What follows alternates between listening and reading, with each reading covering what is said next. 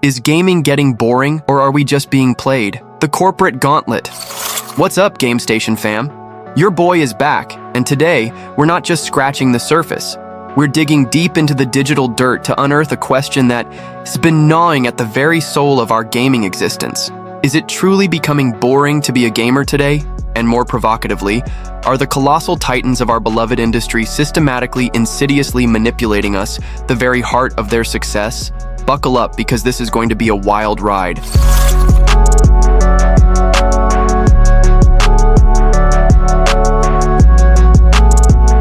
A polemic explosion designed to ignite interaction and challenge the status quo. For decades, gaming has been more than a hobby.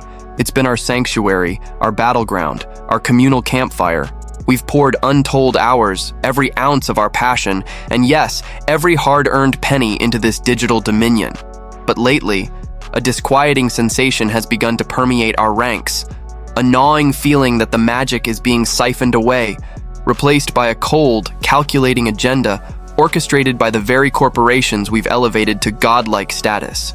Let's not mince words.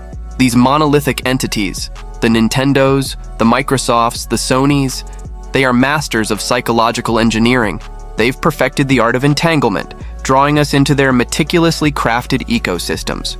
We're talking about consoles that seamlessly integrate into our living rooms, games that become all-consuming obsessions, and services that promise an unending stream of digital gratification. We get ensnared, we become loyal citizens of their digital empires, and then, the insidious shift. Suddenly, it feels less like a shared passion and more like a carefully orchestrated power grab. They don't just want to entertain us. They want to control our wallets, our preferences, and even how we interact with the games we supposedly own. Consider Nintendo, the seemingly benevolent overlord of family-friendly fun.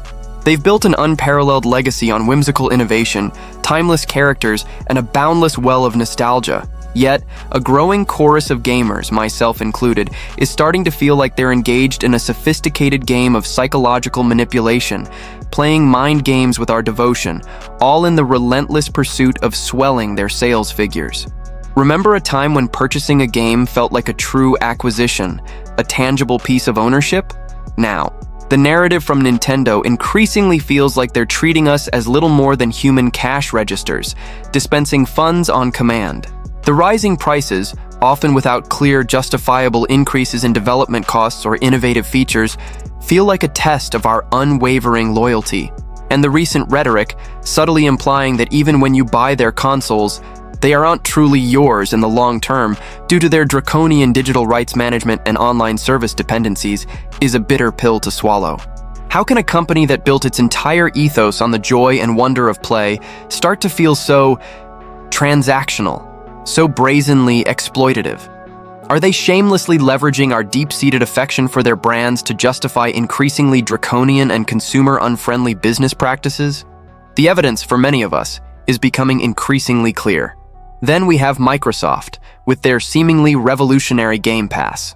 At first blush, it is a gamer's utopia, an almost unbelievably vast library of games at your fingertips for a manageable monthly fee.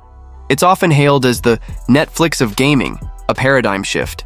But peer beneath the gleaming surface, and the cracks in this illusion of infinite ownership become glaringly apparent. While it undoubtedly offers immense value for a certain type of player, it's also an incredibly potent instrument of control. When a game inevitably rotates out of Game Pass, and make no mistake, they do, with increasing regularity, it's gone. Poof. You no longer own it. Your access is revoked. This aggressive push towards an all-digital, subscription-based future isn't just about convenience. It's a profound redefinition of ownership.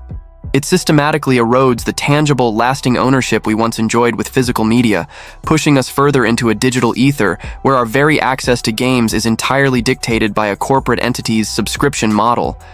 Are we unwittingly trading the bedrock of true ownership for the ephemeral convenience of access, ceding control over our own carefully curated gaming libraries? It feels like a calculated move to bind us more tightly into their ecosystem, an additional layer of control over what we play and when. And let us not overlook Sony, a company that has, at times, played a more subtle, yet equally frustrating game. We've witnessed their strategic price increases in regions where they perceive a stronghold, particularly in markets like Europe, only to later implement seemingly magnanimous price drops once consumer backlash or competitive pressures mount. This kind of manipulative pricing strategy, seemingly designed to gauge market tolerance and maximize profits, regardless of the consumer's actual well-being, sends an unmistakable message. We, the loyal patrons, are too often taken for granted. Our unwavering loyalty, our deep-seated passion, our willingness to invest, is viewed as a renewable resource to be exploited, rather than a relationship to be cherished and nurtured. So, let's circle back to the central question. Is gaming truly becoming boring today?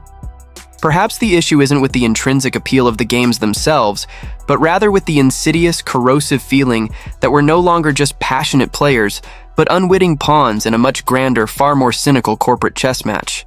We are, first and foremost, human beings, with budgets, aspirations, memories, and an inherent right to feel respected and valued by the very companies whose products define a significant part of our leisure time. When the fundamental focus shifts from fostering genuine creativity and player satisfaction to a relentless, often predatory pursuit of profit maximization through perceived manipulation, it inevitably, irrevocably, sours the entire experience. It transforms a beloved pastime into a transactional burden. What are your thoughts, GameStation community? Have you felt this unsettling shift in the gaming landscape? Are you growing weary of feeling like a mere data point in a quarterly earnings report rather than a cherished member of a global community? Is the golden era of truly owning your games, of having absolute autonomy over your digital library, slowly fading into obsolescence? Sound off in the comments below. Your voice is not just important, it is absolutely crucial in this ongoing dialogue. Let's make some noise. And if you resonate with these sentiments, if you believe it's high time we held these corporate giants accountable, and if you want to stay at the forefront of the most impactful gaming discussions and news, then do yourself a favor. Smash that subscribe button right now, and make sure to hit the notification bell so you never miss another hard-hitting piece of content from GameStation.